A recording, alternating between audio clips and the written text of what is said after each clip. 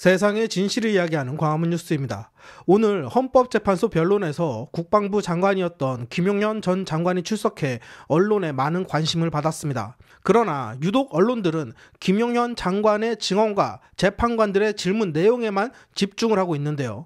저 광화문 뉴스는 이번 사태의 본질이자 중심인 윤석열 대통령을 주목해봤습니다. 평생을 검사로 살아왔고 검찰총장까지 지냈던 윤석열 대통령의 베테랑다운 증인 신문 모습을 함께 살펴보시죠. 여러분의 구독과 좋아요는 많은 시민들에게 진실을 전파하는 힘을 가지고 있습니다. 우선 2시간이 넘는 장시간 재판 과정에서 윤석열 대통령은 변호인단에게 모든 것을 맡긴 듯한 그런 모습을 처음에는 보였었습니다. 그러나 변호인단이 실수를 하기 시작하자 본인이 직접 증인 신문을 진행했는데요. 실제 특전사가 국회 본 의사당에 얼마나 들어가셨는지 아십니까? 280명. 본관에 다 들어갔습니까? 280명이 질서 유지를 위해서 활동을 했습니다. 다 들어간 걸 확인하셨습니까? 아니, 확인한 것보다 제가 보고를 받았습니다. 그렇게. 본관에 들어간 숫자가 그게 지금 오해를 좀 280명은 네. 280명은 국회 경내에 들어간 인원을 말하는 거고요. 맞습니다. 예, 맞죠? 예. 본청에 본회의장 안에 건물 안에 들어간 사람은 12명밖에 안 돼요. 7079대에 묵 깨고 창문 깨고 그거를 좀 오해를 하시고 예. 건물 안에 있었던 게 280명이라는 겁니다. 건물 안에. 실제 수방사는 212명이 현장에 갔는데 실제 48명인가밖에 네, 못 들어가고 50명밖에 그것도 건물 내도 못 들어가고 그렇습니다. 경내 대기했고 그렇습니다. 나머지 병력은 담장 밖에 맞습니다. 대기하고 있었습니다. 저도 좀 어제 사진 보고 저거 하는데 그 본회의장과 또 국회 관계자들의 사무실이 있는 본관 건물이 있고요. 예. 또 국회 마당이 있고 담벼락 바깥에 또 경찰이 있었지 않습니까? 근데 특전사 요원들이 그 본관 건물 안으로 한 20여 명이 들어가는 사진을 어제 봤거든요. 네. 근데 거기서 이제 제지를 하고 뭐 이렇게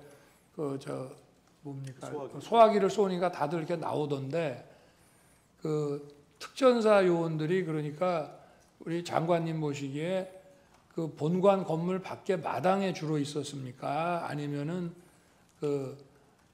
본관 건물 안으로 그 많은 인원이 다 들어가 있었습니까? 280명은 본관 안쪽에 하여튼 복도든 어디 이쪽 곳곳에 가 있었습니다. 장관님께서 구체적으로 병력의 위치 사항을 자세히 파악하시고 있는 건 없으신 거죠? 그렇습니다. 예. 저는 그렇게 알고 있습니다. 수방사령관 이진우 수방사령관이 24년 12월 7일 날 서울중앙지검에서 조사받은 내용입니다. 주시면은 제가 그냥 잠깐 하겠습니다. 그 포고령과 관련해서 아마 제 기억에는 12월 1일 또는 2일 밤에 우리 장관께서 제 관저에 그걸 가지고 오신 거로 기억이 됩니다. 기억나시죠? 예. 그래서 그때 제가 써오신 그 계엄 선포문, 계엄 담화문하고 포고령을 보고 포고령에 뭐 사실은 법적으로 검토해서 손댈 거는 많지만 어차피 이 계엄이라는 게 길어야 하루 이상 유지되기도 어렵고 그러니까 이런 이 국가 비상 상황, 위기 상황이 국회 독재에 의해서 초래됐으니 여기 포고령 이거는 좀 추상적이기는 하지만 이론이 이런 것들이 추상적이기는 하지만 그런 어떤 상징적이라는 측면에서 집행 가능성은 없지만 이게 상해법규에도 위배되고 내용이 구체적이질 않아서 집행 가능성도 없는 거지만 뭐 그냥 놔둡시다라고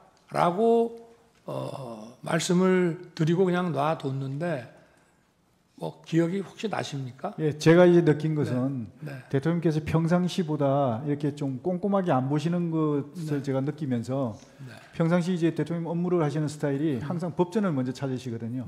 뭐 이렇게 보고가 들어오거나 참모들 하면 조금 이상하다 그러면 법전부터 먼저 이렇게 가까이 해서 좀 찾아보고 이렇게 하시는데 분명히 저는 그렇게 생각했는데 안 찾으시더라고요. 그래서 하여튼 이게 어쨌든 이거는 실현 가능성, 집행 가능성이 없는데 상징성이 있으니까 놔둡시다 이렇게 얘기를 한 거로 기억이 되고 또 그 왜 전공이 이걸 제가 왜 집어넣냐 웃으면서 이렇게 얘기를 하니 이것도 막 그런 측면에서 좀 어떤 계고한다는 측면에서 그냥 뒀습니다 해서 저도 웃으면서 그냥 놔뒀는데 그 상황은 기억하고 계십니까? 기억합니다. 지금 말씀하시니까 기억납니다. 네. 그렇습니다. 아까 삼청동 안가에서 조지호 김봉식 청장을 만났을 때 그 문건을 주었고 22지, 23지에서 민주당사하고 여론조사 꽃 얘기가 나왔습니다. 당초에 대통령께서는 국회와 선관위 이외에는 군대를 보내지 말라고 했다는 건 틀림없는 사실이죠. 네네. 근데 민주당사하고 여론조사 꽃은 장관께서 왜 그렇게 다시 추가를 하신 거죠? 사실 그 민주당사하고 여론조사 꽃은 우선순위에서 떨어지는 것이었습니다. 우선순위는 대통령 말씀하신 대로 국회하고 선관위였고요. 여기는 병력이 나중에 제한되다 보니까 나중에 이제 후속하는 인원들이 시간을 봐서 이렇게 투입하는 걸로 그렇게 생각을 했었는데 요 인원들에 대해서는 나중에 결과적으로 보면 그 투입하는 과정에서 계엄이 해제돼 버렸습니다. 그래가지고 결국은 투입이 안 된 건 그런 상황이죠. 그게 제가 한번 지금 이제 국회 독재가 이런 망국적 위기 상황의 주범이라는 차원에서 질서유지와 그 상징성 측면에서 국회에 군을 투입했지 않습니까? 그렇기 때문에 그와 연관해서 민주당을 생각했던 것이고. 그렇습니다. 그리고 여론조사 중앙선관위를 스크린해보라고 했는데 거기에는 이 부정선거의 시스템 중에 한 축을 담당하는 게 여심위와 여론조사의 그 어떤 문제점 이런 것들도 같이 있기 때문에 맞습니다. 대표적인 거로 이거를 연관해서 골랐던 거죠. 맞습니다. 근데 그 계엄 선포한 날 저녁에 그 얘기를 저한테 해서 제가 절대 하지 마라. 민주당에 보낼 거면 국민의힘도 보내야 되고 그건 안 된다 하고 꽃도 제가 자른 거 그 얘기 들으셨습니까? 나중에 여론조사 꽃하고 여기 들여보내면 안 된다. 나중에 지시하신 것을 들었습니다. 정인이 2024년 12월 3일 그 국무회의를 하고 이제 피청구에 나가시고 그 다음에 국무회의장을 정인이 벗어났잖아요. 그 시간이 몇입니까? 대통령하고 같이 나갔습니다. 동시에 나갔습니까? 그다음 두 번째, 정인은 검찰에서 조사를 받을 때 변호인 입회 하에 하였고 그 다음에 조서를 확인한 후에 서명하였습니까? 서명했습니다. 이 계엄이 무슨 실패한 계엄이라고 소추인 측이 주장하면서 군인들이 현장에 와 보니까 맞닥뜨린 상황이 국회라는 이런 민주 정체라는 것 때문에 군인들이 임무를 제대로 수행하지 않은 것이라는 말씀을 하셨는데요.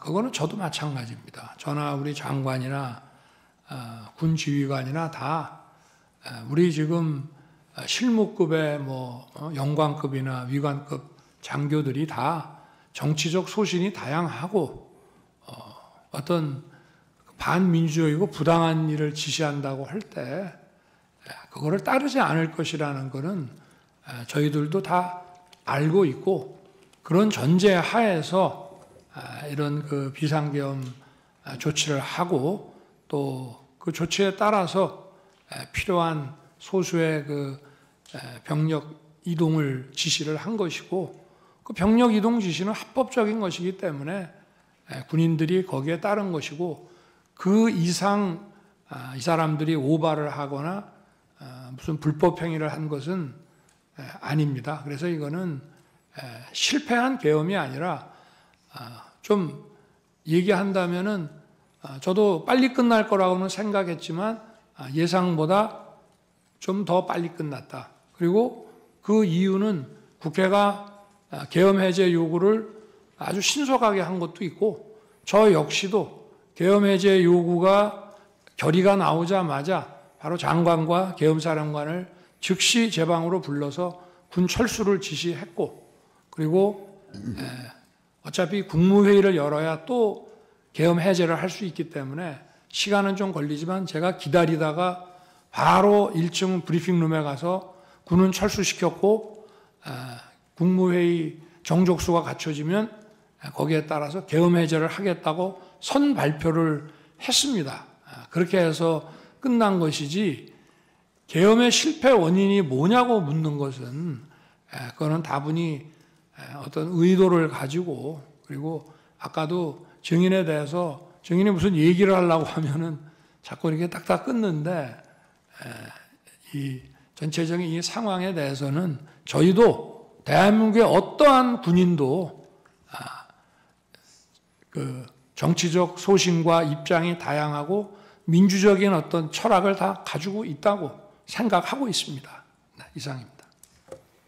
국회의 존재를 부정하고 뭐 하는 그런 내용이라면은 저거는 기재부 장관이라는 거는 국회가 만든 예산을 그 예산 범위, 예산의 틀 내에서 무슨 일을 하는 것인데 저거를 만약에 굉장히 아주 극도의 정치적인 차원으로 이해를 한다면은 저거는 더구나 계엄에 대해서 반대를 하는 기재부 장관에게 줄 내용은 저는 아닌 것 같습니다. 그래서 기재부 장관에게 주무부처 장관이 저런 거를 전달했다 그러면은 저거는 좀 그 어떤 예산의 틀 안에서 한다는 취지로밖에 보지 않을 수 없는가 하는 게 저도 지금 문건을 보면서 갖게 되는. 근데 저기에 보면 네. 임금이라고 되어 있어서 네.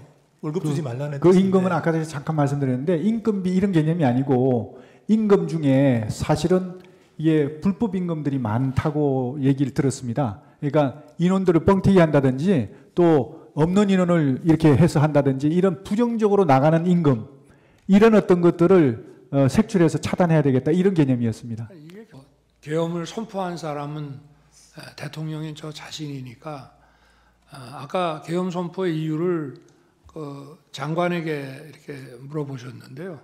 계엄 선포의 이유는 야당에 대한 경고가 아니고요. 주권자인 국민에게 호소해서 엄정한 감시와 비판을 해달라는 것이지 야당에 대한 경고는 아무리 해봐야 소용이 없습니다. 야당에 대한 경고가 먹힐 거면 이런 비상계엄을 할 필요가 없습니다. 주권자인 국민에 대해서 한 것이고요. 그리고 국보위라는 말씀을 자꾸 하시는데 국보위라고 하면은 이 상황에서 기재부 장관한테 얘기한다는 것 자체가 완전히 넌센스고 국보위를 하는 만약에 상황이라 그러면 이런 거 줄 필요 없습니다.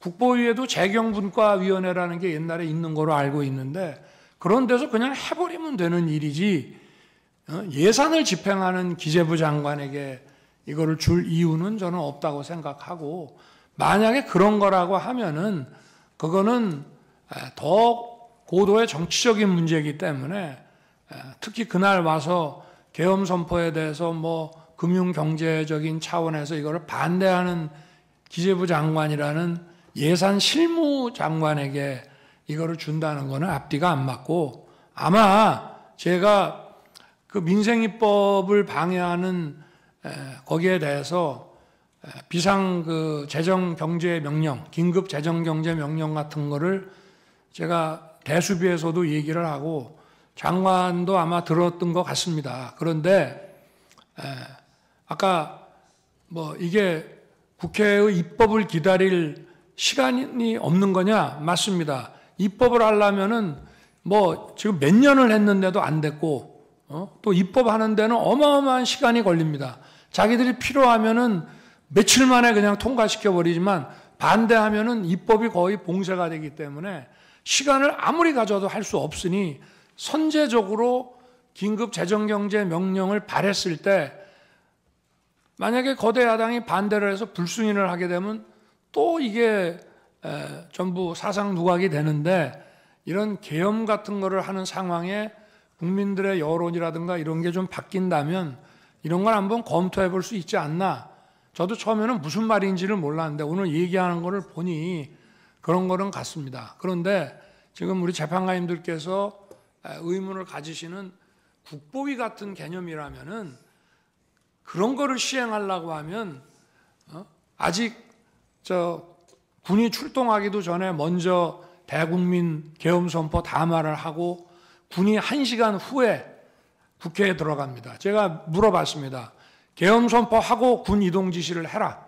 그러면 얼마 걸리냐? 그랬더니 1시간 이상 걸린다. 그러면 그 사이에 들어갈 사람은 들어갈 것이다.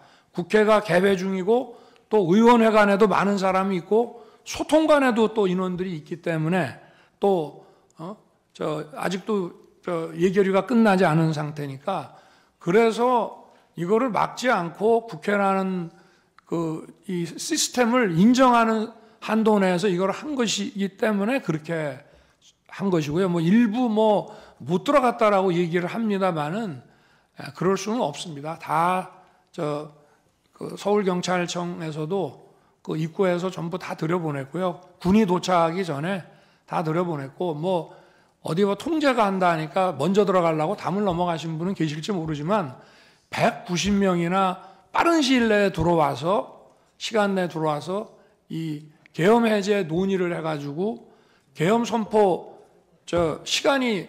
계엄 효력 발생 시간이 11시인데 1시에 벌써 계엄 해제 요구 결의안이 통과됐다는 것은 그 사실 자체만으로 보더라도 이거를 통제하고 막지 않았다는 것을 의미합니다. 네, 그렇게 말씀을 드리겠습니다. 네, 알겠고요.